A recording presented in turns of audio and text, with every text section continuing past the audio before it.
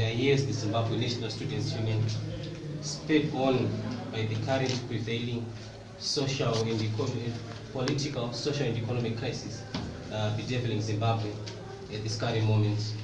So we are here to present our statement regarding especially the economic concerns that are crippling the students of Zimbabwe in all tertiary institutions. So I'll start by a brief introduction. On my far left is Nathaniel Dumba, the president of the SRC president of the University of Zimbabwe, and in the middle is Comrade Ashley Puni, the Secretary General of the Zimbabwe National Students Union, and yours truly. My name is Tatenda Mandondo. I'm the NASU national spokesperson. So, on a brief note, we'll just highlight some of the key concerning areas that we're here to discuss, and I'll hand over to the president from the University of Zimbabwe, and the Secretary General to go into detail. As we all understand, Zimbabwe is currently undergoing an economic and political crisis. Right now, as the students, we feel it is the need to speak out because all students, regardless of race, color, or creed, they are being affected, especially by this economic crisis. We've had a recent upsurge of tuition fees, and it's marked a very sad chapter in the education sector, where we've seen so many students, thousands of students, deferring their studies at the beginning of the semester. And also the issues to do with accommodation, where you have universities and colleges charging exorbitant fees for students to stay in the halls of residence, and where we are having landlords within their areas of concern taking advantage of such a situation. And on the political front, we are here to stand in solidarity with those who have been arrested, because there have been many arbitrary arrests. It's only in Zimbabwe where we see a situation whereby the police arrest people to investigate, and those are just ridiculous charges being leveled against different people, where we now have the situation of a much abused word treason, sounding more like a comedic judge.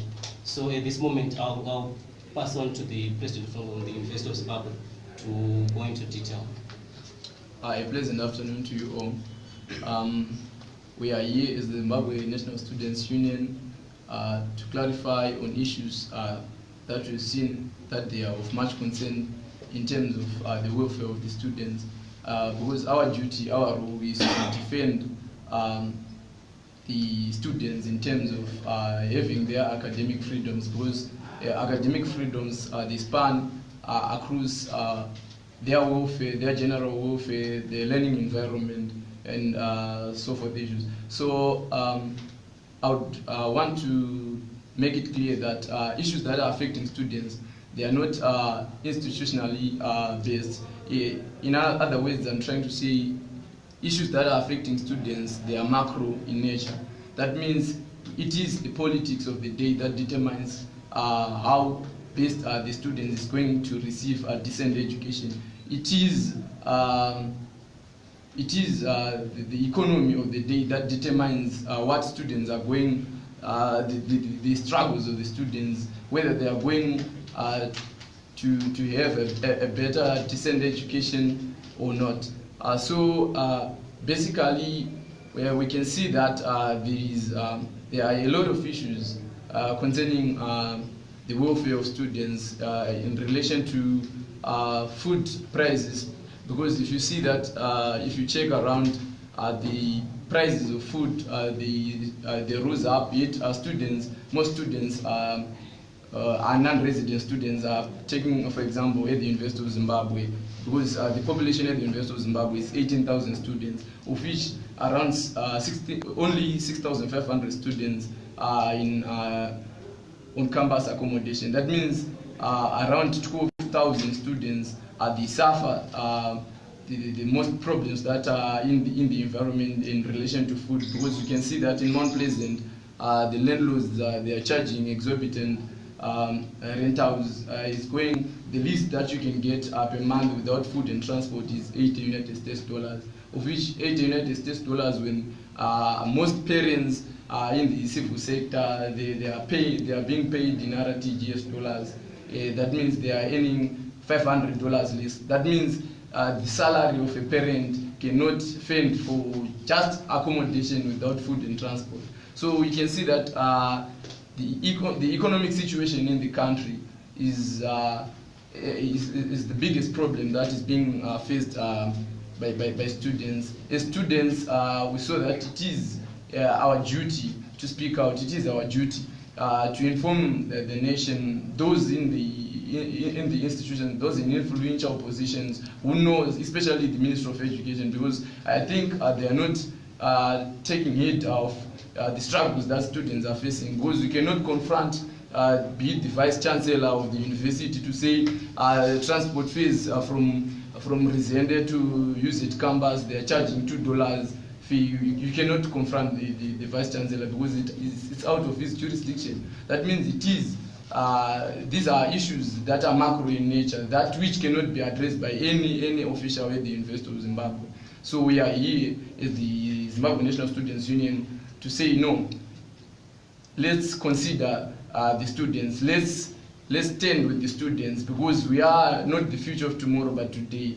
We want to breed a better group of graduates, people who are well equipped, not people who have suffocated to the ills of the environment, people who are already stressed when they haven't even gotten their jobs. Thank you. Over to you. Thank you. Before I even say much, I will just read out the statement that we have come up with. And this statement is a result of wide consultations that have been made to the students and to various stakeholders that are concerned in terms of academic arena. So here it reads, it is a critical moment for the nation, and the students are not an exception to the economic crisis that has hit the entire citizenry. As the students, united by the umbilical cord of academic freedom and the desire to acquire quality, affordable and accessible education, we make this statement to the government and nation at large. This statement is a product of wild consultations that the national leadership made to this day. An alphabet of issues were raised by the students, and we are going to highlight the key and fundamental areas of concern. The students are the face of continuous deteriorating economic situation. They are swimming in the ocean of poverty, while those in positions of power have secured their own island of wealth. Sadly, this happens while our parents are eking out a living with measuring of them absorbed in the informal sector. The present crisis is such that on one hand are students waking up at the blessing of an empty stomach, and on the other hand, their parents are waking up to face a jobless existence. Thus, conscious of these problems faced by the students, we do hereby note the following key issues and calling on the government to act. Issue number one, the aspect of fees. Tuition fees remain high against the minimum pay given to a civil servant of about 500 RTGS dollars. And we note that this RTGS dollar is not backed by any economic policy, but it is backed by the gun and the army, which is not acceptable as students. With a sharp increase in cost of living, we have witnessed a number of students failing to resume studies because of failing to pay fees. We note how Africa University has increased fees, and more alarming is the fees increment by Catholic University from 950 to 1,425, which is grossly unreasonable in such an economic setting. We are also aware of how fees has been increased overnight in polytechnics and teachers' colleges. All these increments were done without any efforts to consult the students, who are the stakeholders in these institutions. We will also respond by not putting any effort to recognize these increments, since it's a culture that the government has introduced. The issue of accommodation. The issue of decent accommodation is not an exception in student struggles. Students are squashed in horrible conditions, some living 10 per room with poor sanitary conditions owing to the failure of government and institutions to provide decent accommodation. Coupled with this is the issue of high rentals. Landlords are equally taking advantage of the already vulnerable students and charging them by head. We call on the government to provide accommodation and the landlords to put standard rate of rentals per room. Then we'll speak about the general welfare of students. The student has suffered the worst burden of economic rot as the crisis worsens and deteriorates every facet of our welfare. Transport prices fluctuate willy-nilly in response to the fuel crisis. The cost of lunch rises by the day, out of the reach of expected costs, thus constraining our right to access education to impossible levels. Runaway price hikes have also affected the students' access to basics like books, data, with numbers of female students failing to buy sanitary pads rising as the economy deteriorates further. Most worrying are the now common trends of prostitution, which is found in both male and female, as students resort to desperate measures just to get by and keep up with the rising cost of accessing education. Further disheartening is the fast rising drugs and substance abuse as students struggle to adapt to the abnormal economic situation.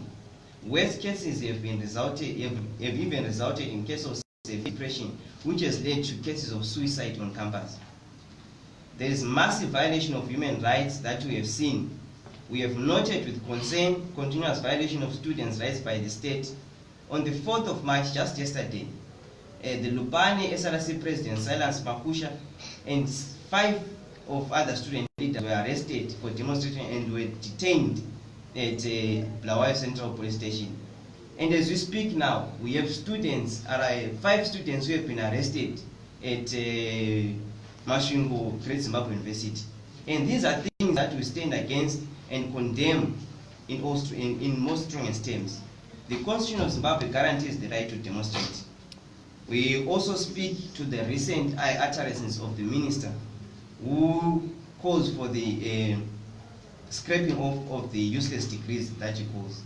The Sunday Mail on the 3rd of March 2019 reported in an article where the government, through the Ministry of Higher and Tertiary Education and ZIMCHE, intends to scrap other degrees and review curriculums of degrees offered by state universities. This move is ill-advised. The government must address the structural issues affecting graduates. The problem is unemployment. All degrees are vital as they contribute organically to the knowledge system of our nation.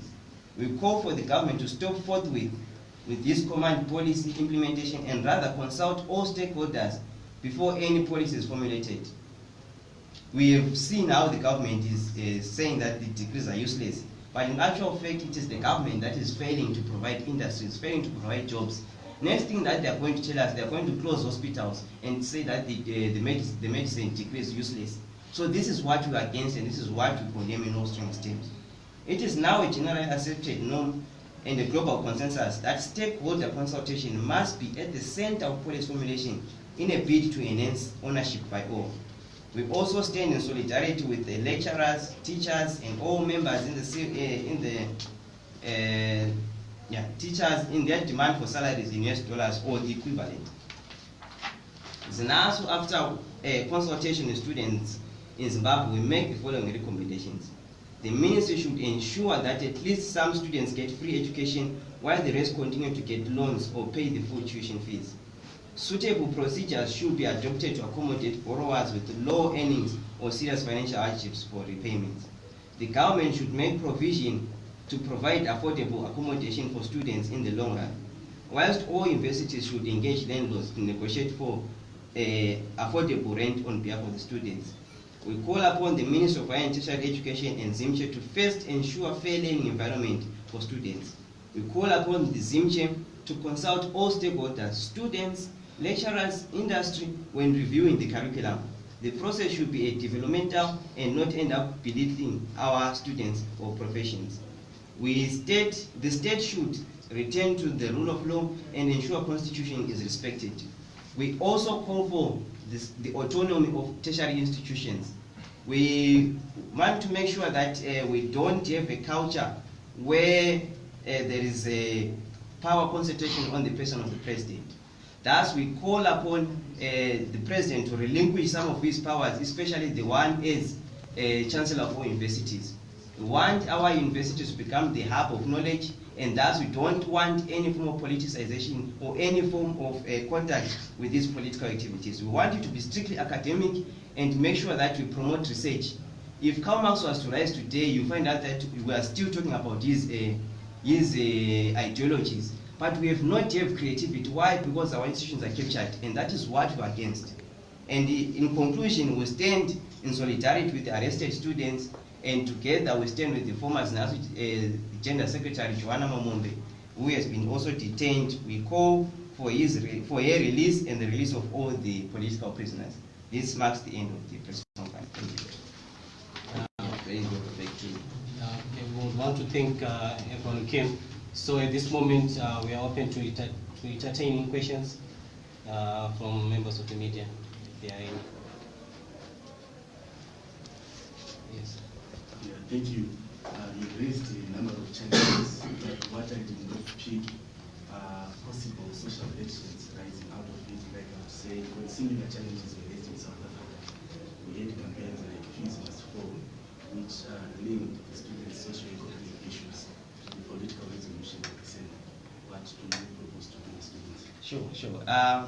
We have already begun spontaneous activities, like as I mentioned, that we have students who have already been arrested. We have started some activities in Lupane, started some activities in Great Zimbabwe, but these are just spontaneous. And we have seen how the government has responded by victimizing students, by being violent, by arresting. And if this continues, we are going to make sure that in the next 2 weeks, we have actually, in our press statement, we have noted that in the next 2 weeks, we are going to mobilize for national action. So that's what we are going to move and make sure that the students' rights are not violated. Yeah.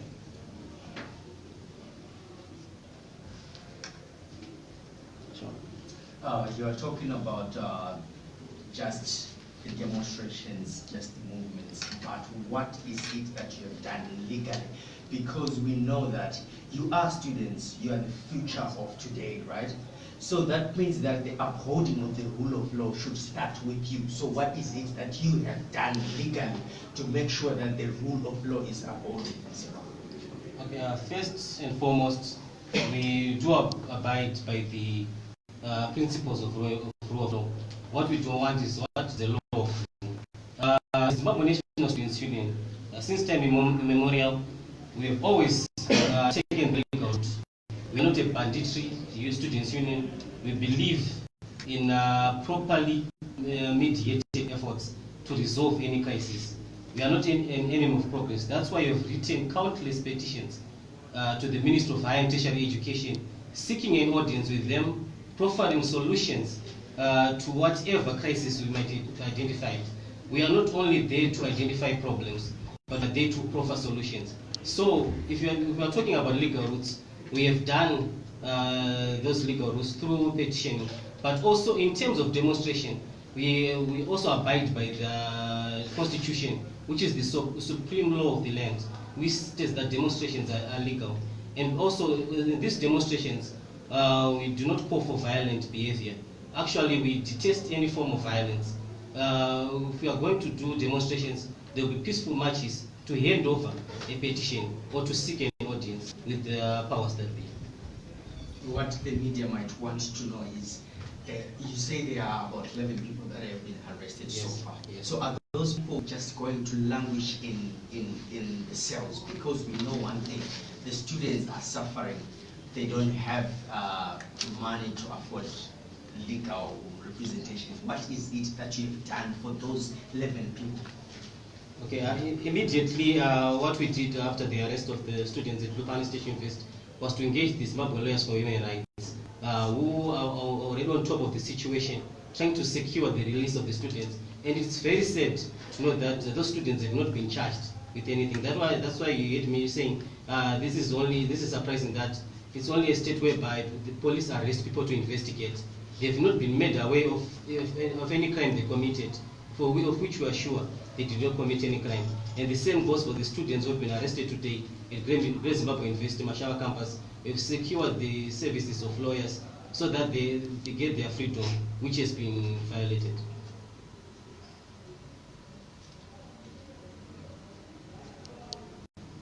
I take it there are no questions. There are no more questions.